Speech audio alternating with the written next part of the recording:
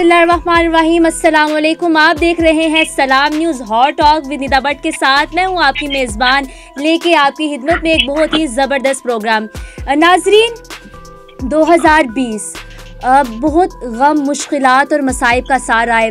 इस साल में किसी ने अपने प्यारों को खोया है तो किसी ने अपने प्यारों को मुश्किलात में देखा है।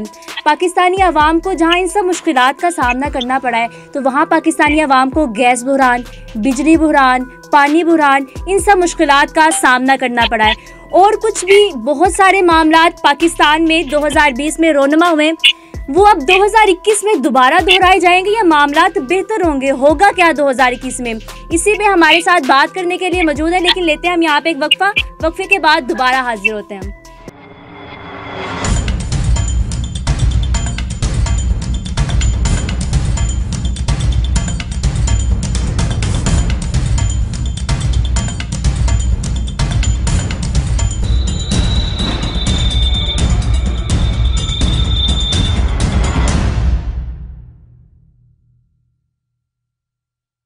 वेलकम बैक जी। हम यहाँ पर अपने मेहमानों का तारुफ करवाते हैं। JUI से हमारे साथ मौजूद हैं चौधरी शहबाज गुजर, मुस्लिम लीग नून से हमारे साथ मौजूद है रहीला जट साहिबा, और तजिया निगार हमारे साथ मौजूद हैं राजा वसीम साहब। सबसे पहले इन सबको बहुत खुशामदीद। हमारा सवाल आज क्या है? हमारा सवाल ये है कि 2020 में जो आवाम को मुश्किलात का सामना करना पड़ा है, 2021 में क्या वो मुश्किलात दोबारा दोहराई जाने वाली या मामलात बेहतर होंगे? सबसे पहले हमारे साथ जो तजिया निगार मौजूद है उनसे सवाल करेंगे। क्या लगता है आपको 2021 पाकिस्तानी आवाम के लिए कैसा साल होगा? बिस्मिल्लाहिर्रहमानिर्रहीम। अस्सलाम वालेकुम। 2020 हमारी तारीख का मुश्किल तरीन साल था। हमें इसे ना थोड़ा देखना पड़ेगा कि क्या वजूहत थी और 2020 इतना मुश्किल क्यों हो गया। कोरोना तो हुआ, इसके अलावा इसमें बहुत सारे मामला थे। हमारी 2018 में गवर्नमेंट नहीं आई थी। इस गवर्नमेंट ने आते ही ना कुछ ऐसे फैसले लिए जिससे हमें 18 में पता था कि हमारे साथ 20 और 21 में क्या होगी। इन्होंने आते ही कहा हम IMF नहीं जाएंगे। इनका ये कहना था कि हर वो आदमी जो पाकिस्तान में जो कैपिटलिस्ट है, सरमायादार है, इंडस्ट्रियलिस्ट है, उसे पता था कि IMF में ना जाने का मतलब क्या है। उन्होंने फौरन सारा डॉलर उठा लिया। ये डॉलर का रेट 180 तक गया था, उसकी वजह ये थी।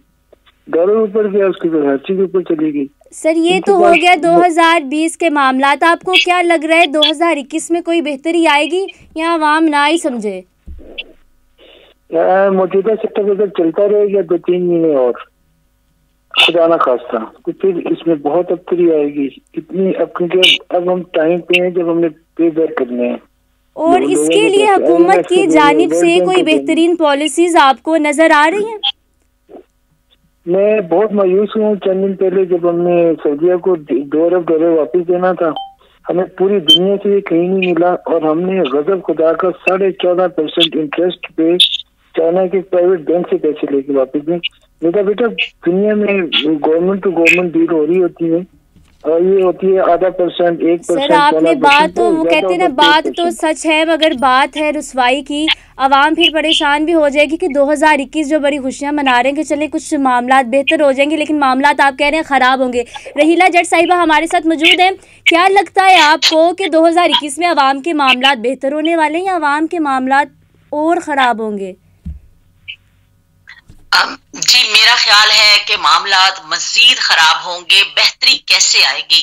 जब आप देखें कि आपके मुल्क का प्राइम मिनिस्टर बैठ के एक प्रोग्राम में कहता है कि अगर लोग खुदकुशियां कर रहे हैं वो मेनू कोई फर्क नहीं, बस वो इन्होंने करना ही करनी है। मतलब उनके इतना इत्मीनान का जो सबब था, हैरानगी से लोगों ने वो बात सुनी। कहते हैं ना कि आखिरी सुकून सिर्फ कब्र में है।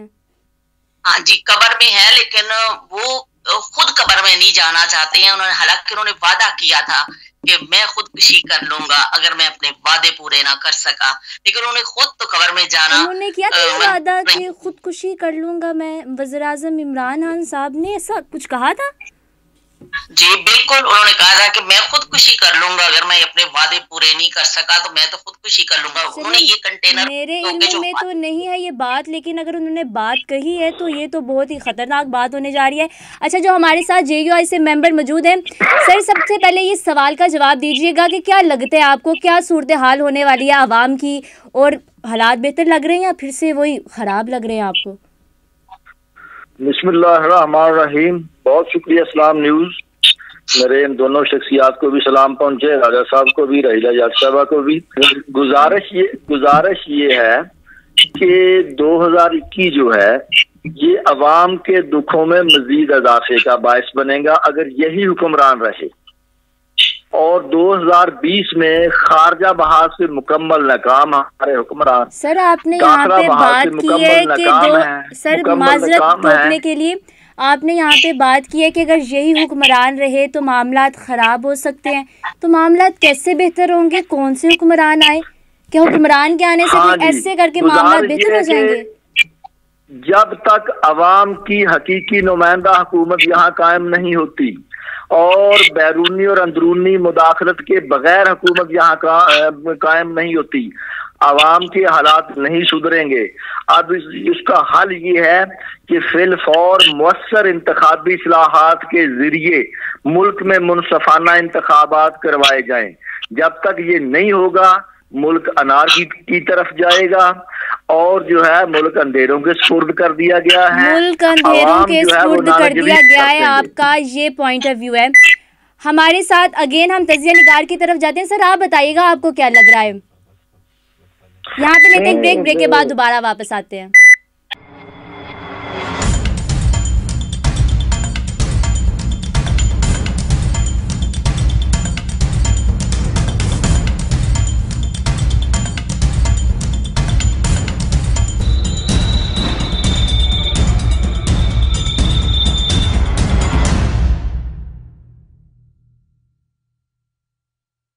Welcome back. हमने यहाँ पे बात की कि 2021 में आवाम के हालात कैसे होंगे। हमें तो हिला कर रख दिया तजिया निगारों और सियासतदानों ने। कह रहे हैं कि हालात बेहतरी की तरफ जाते हुए नज़र नहीं आ रहे। यही हालात कुछ नजूमियों के भी कहने के। पाकिस्तान की नजूमी बरादरी ने ये कहा है कि 2021 में वज़ीर आज़म पाकिस्तान नहीं रहेंगे। ये होने वाला है क्योंकि हमने ये देखा है कि पिछले साल जो उन्होंने प्रिडिक्शन की है वो किसी हद तक सही साबित हुई है। तो इसी हवाले से हम दोबारा सबसे सवाल पूछेंगे। सबसे पहले मैम आप बताइएगा, क्या लगता है आपको कि 2019 में वज़ीर आज़म पाकिस्तान इमरान खान ही वज़ीर आज़म रहेंगे? जी, अपोजिशन की तहरीक को अगर देखें तो इनको रहना नहीं चाहिए, तहरीक को कामयाब होना चाहिए। और आज मौलाना साहब ने भी जो बात की है कि हम 31 जनवरी तक का टाइम इनको दे रहे हैं, नहीं उसके बाद फिर हम सोचेंगे कि हमें इस्लामाबाद की तरफ मार्च करना है या हम GHQ की तरफ जाते हैं। मौलाना ने ये बात कर दी है, उस हिसाब से एक उनको टाइम तो दे दिया गया है। और पूरी अपोजिशन, पूरी जमातें, तमाम जो मुल्क के लोग हैं वो चाह रहे हैं कि ये ना रहें। मैम आपने यहाँ पे आपने बात की है कि जो अपोजिशन की तहरीक है उससे ना हुकूमत घर चले जाएगी। अपोजिशन की तहरीक का बुनियादी मकसद क्या था? उन्होंने कहा था कि 2021 में हम इस्तीफे देंगे, लॉन्ग मार्च का आगाज़ करेंगे, फिर ही हुकूमत जाएगी। लेकिन आपको लग नहीं रहा कि अपोजिशन के इन मामलात में थोड़ी ख़राबी आ रही है? पीपल्स पार्टी के चेयरमैन ये पहले ऐलान करते हैं कि हम इस्तीफे नहीं देंगे, हम इलेक्शन लड़ेंगे। अभी मौलाना फजलुर रहमान की प्रेस कॉन्फ्रेंस हुई, उन्होंने भी ये कहा है कि हम इलेक्शन लड़ेंगे। जब उनसे सेनेट इलेक्शन के बारे में पूछा गया तो उन्होंने कहा कि वो अदारे के ख़िलाफ़ नहीं जा सकते, हम बाद में देखेंगे हम। लेकिन अभी उन्होंने इस हवाले से कोई जवाब नहीं दिया। तो क्या आपको नहीं लग रहा कि मामलात थोड़े से नरमी की तरफ जा रहे हैं, अपोजिशन थोड़ी सी नरमी की तरफ जा रही है? कह सकते हैं, एक दूसरे लफ्जों में आप ये बात कह सकते हैं कि कुछ ऐसे बीच में चीजें नजर आई हैं कि जैसे बिलावल ने अंदर कुछ और बात करते हैं, बाहर आके कुछ और बात करते हैं। पीपल्स पार्टी का रवैया तो ऐसे ही है और शुरू से वो मतलब गोलमोल बात करते हैं कि साफ छुपते भी नहीं, नजर आते भी नहीं। कि हमने बहुत साथ दिया था मुस्लिम लीग नून का, लेकिन ये ऐसी है हमें छोड़कर चले जाती है, हम फंस जाते हैं। इस दफा क्या वो गेम नहीं खेल गए अंदर से? नहीं, गेम नहीं, पीपल्स पार्टी हमेशा गेम खेलती है। लाजमी सी बात है, जो पार्टी आई है मैदान में वो इस सियासत इसी का नाम है कि वो फिर अंदर अपने गेम्स खेलते हैं, अपने पते मुख्तलिफ पार्टियां अपने शो करती हैं, अपनी सियासत करती हैं। इसी पे ही हम पॉइंट ऑफ व्यू ले लेते हैं जो JUI के हमारे साथ रहनुमा मौजूद हैं। सर आप बताइएगा, मौलाना फजलुर रहमान की प्रेस कॉन्फ्रेंस हुई है, उन्होंने कहा है कि पहले मुश्तरका तौर पर इस्तीफे देने का कहा जा रहा था कि हम इस्तीफे देंगे, मामलात तभी हल होंगे। अब उन्होंने कहा है कि नहीं, इस्तीफे नहीं दे रहे, हम इलेक्शन करेंगे, तो ये किस तरफ जा रहे हैं मामला, बताइएगा सर। देखने की गुजारिश ये है कि पीडीएम जो है वो मुत्तहिद है और पीडीएम की तमाम जमातों का माटो जो है इस पे नुक्ता इश्तराक है कि मौजूदा हुक्मरानों को चलता करना चाहिए, ये नहीं रहने चाहिए, इसमें कोई लचक नहीं आई। बाकी जो है वो हिकमत अमली का इख्तलाफ राय हो सकता है, ठीक है जी, वो उसमें सेनेट इंतखाब हो, ज़िमनी इंतखाब हो, लॉन्ग मार्च हो, लॉन्ग मार्च जरूर होगा।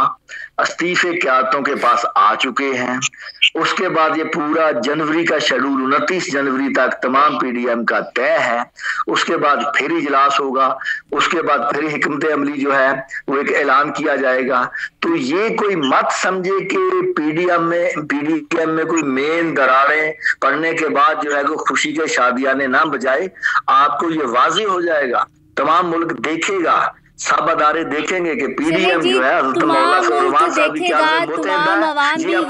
हासिल करेगी। देखेंगे मामलात कैसे होंगे। जो तजिया निगार हमारे साथ मौजूद है वो अपना तजिया ज़रा दें कि क्या लग रहा है मामलात हो रहे हैं। पहले अपोजिशन कह रही थी इस्तीफे देंगे, हम लोगों ने तो नहीं कहा, अवाम ने तो नहीं कहा कि इस्तीफे दें और उनको हुकूमत को घर भेजें।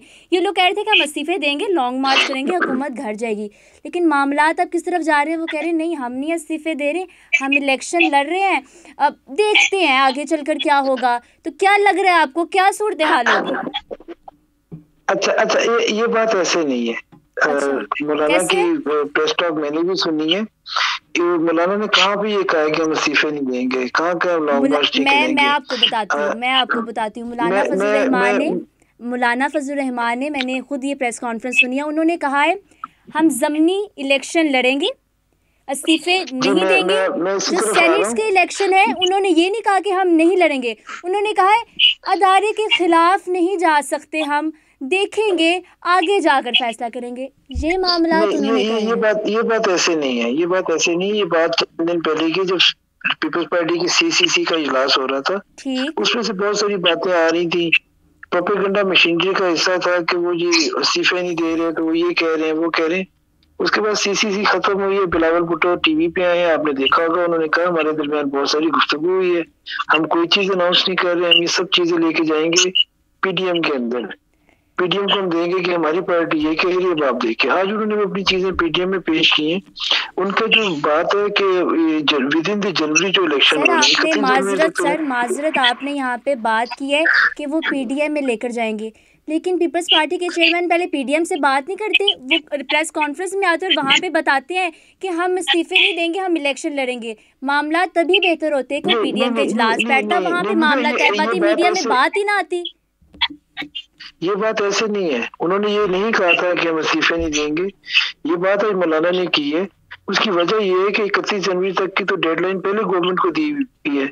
31 जनवरी से पहले जो इलेक्शन होते हैं तो किस तरह मैंने चेयरमैन पीपल्स पार्टी ने अपनी प्रेस कॉन्फ्रेंस में कहा है कि हम इलेक्शन लड़ेंगे और भरपूर तरीके से लड़ेंगे और हम इस्तीफे नहीं देंगे। सर शायद मेरी आपने वो सुनी ना हो।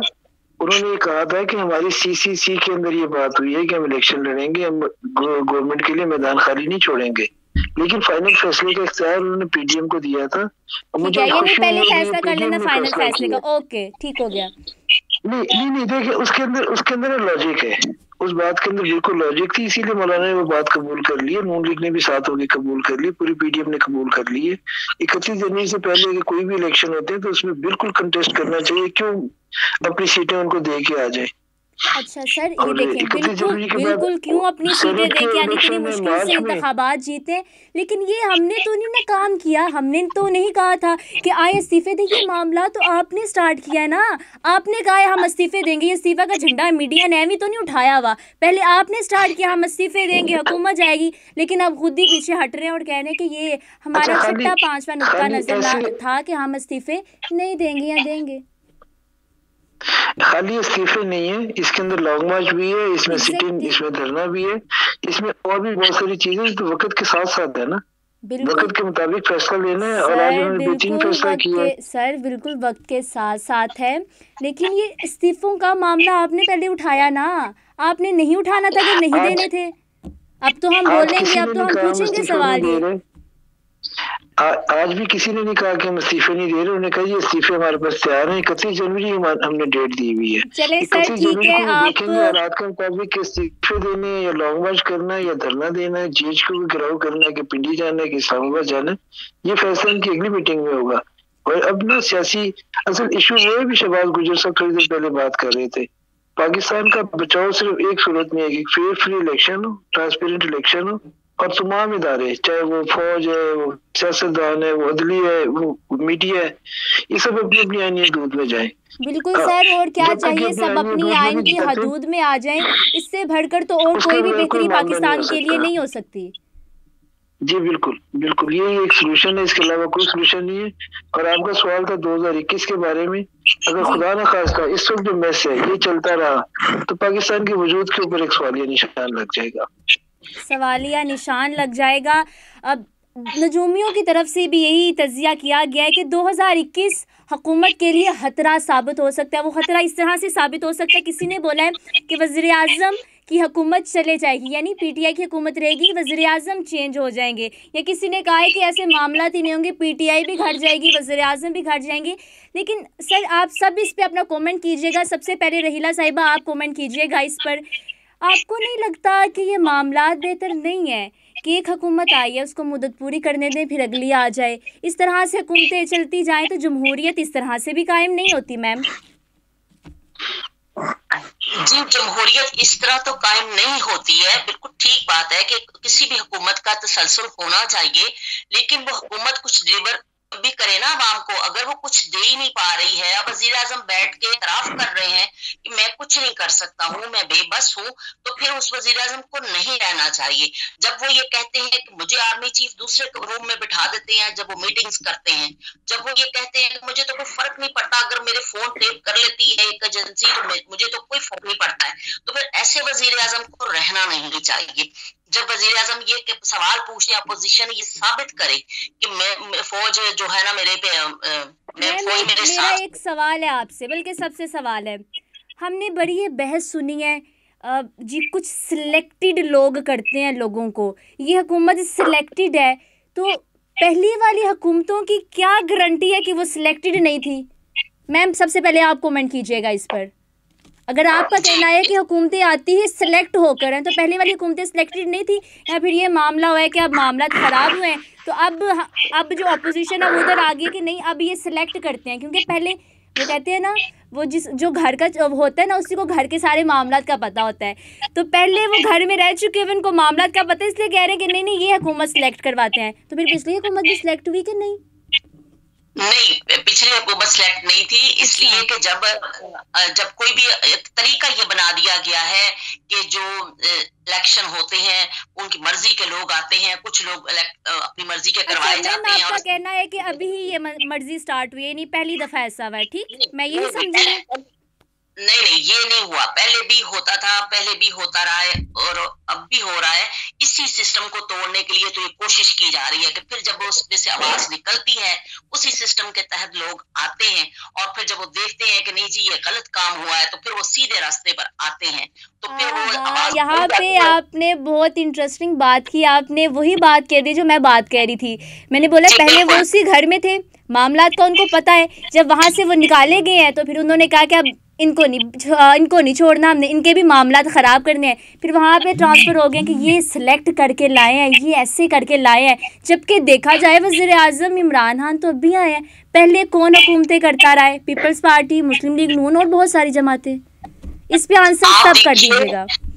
आप देखिए कि तरीकाकार ऐसा बना दिया गया ना कि आम बंदा जाके इलेक्शन लड़ नहीं सकता, वो किसी पार्टियों की भी मजबूरियां होती हैं और वो उनको लेके चलना पड़ता है। सिस्टम ऐसा बना दिया गया है, इसी सिस्टम को ये चीज तोड़ने के लिए ही तो कोशिश की जा रही है ताकि आइन आए और बिल्कुल हकीकी जमहूरियत आए, ताकि लोग अपने नुमाइंदों को मुंतखब करें और इस तरह गैर जमहूरी लोग ना आए। आहिस्ता आहिस्ता वो ज़ाहिर सिस्टम चेंज होगा ना, एकदम तो नहीं होगा। पार्टियों ने गलतियां की हैं, हर दौर में की हैं, लेकिन ओके मैम, पॉइंट टेकन। हमारे साथ जो चौधरी शहबाज गिल है, सर आप बताइएगा क्या होने जा रहा है 2021 में? अपोजिशन कामयाब रहेगी या हुकूमत कामयाब रहेगी? कौन कामयाब रहने वाला, जरा बताइएगा। जी मैडम साहब, मैं इस तरफ भी आता हूँ। गुजारिश ये है कि जो आप सवाल रहीला साहबा से कर रही थी, मैं जरा उस पर आना चाहता हूँ। गुजारिश ये है कि हमारे मुल्क की तारीख में सन 70 के इंतखाबात के अलावा सन 70 के इंतखाबात काफी हद तक फेयर थे। उसके अलावा मुल्क में जितने भी इंतखाबात हुए हैं उसमें जो है मुख्तलिफ हवालों से, मुख्तलिफ कुव्वतों की तरफ से हमेशा जो है इंटरवीन होती रही है। अब इस इंतखाबात की बात कर रहे हैं जिसमें हमारे पास भुट्टो की हुकूमत आई थी, आप उस इंतखाबात की बात कर रहे हैं? नहीं, मेरी बात सुना जी। मैंने कहा कि सन 70 का जो इंतखाब था वो काफी हद तक फेयर था और उस पर उंगलियां भी नहीं उठी। बाद में जो हुआ वो एक अलग कहानी है। जब सकूत मसीह पाकिस्तान हुआ, मैं इंतखाब जो हुआ उसकी बात कर रहा हूँ। सन 70 के इंतखाबात के अलावा मुल्क में जितने भी इंतखाबात हुए हैं उनमें इंटरवीन हुई है, उसमें सीटें तकसीम करती रही हैं मुख्तलिफ कुव्वतें जो है। अब इस इंतखाबात में हद हो गई थी, पूरी दाल काली हो गई थी जनाब। अब जो है वक्त आ गया है कि हम अंदरूनी और बैरूनी मुदाखलत से पाक इंतखाबात करवाएं और उसमें जो है चुन चुन कर जो एक गैर मुल्की एजेंडे को ले आने के लिए और उसमें फिर कारपोरेट मीडिया में एक मुहिम चलाई जाती है। ये इस तरीके से इंतखाबात होते हैं। अब इसकी मजीद तफसील में नहीं जाना चाहता। अब जो है मजीद कौम काबिले बर्दाश्त नहीं कर सकती इस किस्म के इंतखाबात। जहां तक आप मामलात को हम मजीद बर्दाश्त नहीं कर सकते, आइन के मुताबिक सारे काम हो, तो क्या लगता है इस हुकूमत के जाने के बाद आइन के मुताबिक सारे मामलात हो जाएंगे, अगली हुकूमत भी आइन के मुताबिक आएंगी? मैं इसमें अपना इनपुट देना चाहता हूँ आपको। नहीं, अब ये हमारे अदारों को, मुख्तदर कुव्वतों को, तमाम को ये फैसला करना होगा कि ये जो नाटक है जो 72 साल से हो रहा है इसको बंद होना चाहिए। कौम को जो है आजादाना फैसला करने देना चाहिए, मुस्तर इंतखाबी इस्लाहात होना चाहिए और इलेक्शन कमीशन की मुकम्मल खुद मुख्तारी होनी चाहिए। जब कोई बात फेर होती है तो उंगलियां नहीं उठती। आज तक इंडिया के इंतखाब पर उंगलियां उठी हैं, आज तक वहां मार्शल्ला लगा है और कुछ तो होती है खल्के खुदा को शिकायतें, पढ़ता नहीं सितमगर वैसे किसी का नाम। खुदा को शिकायतें। सर, जो हमारे साथ ऐसे निगार मौजूद है वो बताइएगा जरा, क्या देखते हैं आइन के मुताबिक बन जाएगी हुकूमत, हमारे ख्वाब सच हो जाएंगे और 2021 में क्या मामलात होंगे अवाम के और हुकूमत के भी? अवाम अब अवेयर हो गई है, अवाम जाग गई है, अवाम अपने हुकूक को जाग गई है। अब जो पहले बात कर रही थी 90 की दहाई में हमने ये देखा है पाकिस्तान में दो कुव्वतें थी, पीपल्स पार्टी और मुस्लिम लीग। तो एस्टेब्लिशमेंट कभी एक को इस्तेमाल करती थी दूसरे के खिलाफ, फिर दूसरे को इस्तेमाल करती थी पहले के खिलाफ। 2-2.5 साल के टेन्योर थे, फिर ये चले गए चल डेमोक्रेसी में। उसके बाद आपने देखा बहुत सारा फर्क हुआ और नॉन लीग और पीपल्स पार्टी ने 5 साल पूरे किए। एस्टेब्लिशमेंट ने देखा कि ये तो दोनों पार्टी हमारे हाथ से निकल गई है, हमारे मफाद के लिए काम नहीं कर रही है, अपने लिए कर रही है। और उसी 2013 से 18 में नॉन लीग की गवर्नमेंट में डेवलपमेंट हुई जो सारी दुनिया को नजर आ रही है कि सीपैक आ रहा है या मोटरवेज आ रही है, बाकी जो तरक्की हुई पाकिस्तान में। तो एस्टेब्लिशमेंट को अपना एक मोहरा चाहिए था, वो उन्होंने पीटीआई की सूरत में उन्होंने घर गढ़ा के बना के ढाल के सांचे में फैक्ट्री में तैयार करके एक पार्टी खड़ी की। अच्छा। लेकिन ये फेल हो गई, ये नाकाम होगी, इस बुरी तरह नाकाम हुई। आपने कहा ना जमहूरियत का तसलसल के लिए इसको टाइम मिलना चाहिए। अगर हम खुदा न खास्ता ऐसे टाइम देते हैं, पाकिस्तान के लिए हमें टाइम देना है और उसके बाद पाकिस्तान ही नहीं है तो हम कहाँ खड़े हुए। अब आप देखें जितना हमारे पास कोई बेट है बाहर से, अब हम जो उनको रीपे कर रहे हैं, अगर हम 14% इंटरेस्ट पे रीपे करेंगे हमारे पास क्या बचेगा? हम तो नहीं दे सकेंगे। 56 अरब डॉलर हमने चाइना का लगाया हुआ है। जी सर, आपने यहाँ पे उसके अंदर सिक्योरिटीज हमने दी हुई है उनको। चाइना से जो हमने सीपेक पे पैसे लिए हुए वो उन्होंने फी सबीलिल्लाह नहीं दिए, उन्होंने एक बिजनेस किया यहाँ पे और पाकिस्तान में इन्वेस्ट किया, पाकिस्तान से सिक्योरिटी ली है। हमारा इस्लामाबाद एयरपोर्ट उनके पास है, लाहौर एयरपोर्ट, कराची एयरपोर्ट, हमारी सारी मोटरवेज हमारे 3 सर पॉइंट। लेकिन बताइएगा मामला कैसे लग रहे हैं आपको 2021 में हुकूमत और आवाम के मामला किस तरफ जा रही है? इस पे सब अपना आखिर कमेंट दे, फिर इसका इख्तिताम करेंगे इंशाल्लाह। सबसे पहले मैम आप बताइएगा क्या लग रहा है आपको, मामला किधर जाएंगे 2021 में अवाम और हुकूमत के?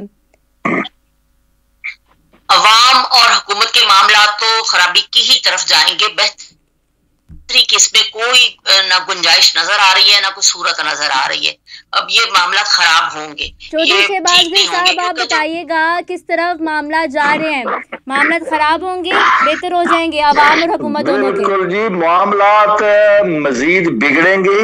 अब जो है हमारी मुख्तदर कुव्वतों को अवाम का मूड समझना चाहिए, फेयर एंड फ्री इलेक्शन देने चाहिए ताकि अंदरूनी और बैरूनी खतरात का मुकाबला कर सके मुतहद होकर।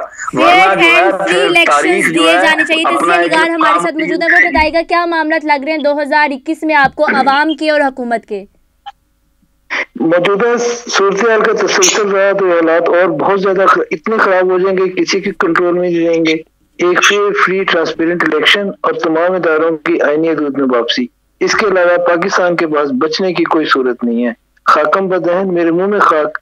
पाकिस्तान के वजूद, पाकिस्तान की बका के ऊपर इस वक्त क्वेश्चन मार्क है। और मुझे खुशी है इस बात की कि चंद लोग छोड़ के इदारे में बाकी लोग इस चीज को जान के, मैं उनसे राब्ते में रहता हूँ, वो सब अवेयर हैं। और इंशाल्लाह ये ज्यादा दिनों की बात नहीं है। आप सेनेट इलेक्शन की भी बात करी थी ना, मौलाना ने क्या उसका सोचेंगे, सेनेट इलेक्शन तक ये गवर्नमेंट नहीं होगी। ठीक है, बहुत शुक्रिया शहबाज गुजर साहब, राजा वसीम साहब और रहीला जट साहिबा अपना वक्त देने के लिए। बात तो सच है मगर बात है रसवाई की। मामलात खराब होंगे, बेहतरी की उम्मीद कहीं से भी नजर नहीं आ रही, लेकिन फिर भी उम्मीद पे दुनिया कायम है, उम्मीद की जा सकती है। ये था हमारा आज का शो। जिंदगी रही, सेहत रही, होगी आपसे दोबारा मुलाकात। तब तक के लिए खुदा हाफिज।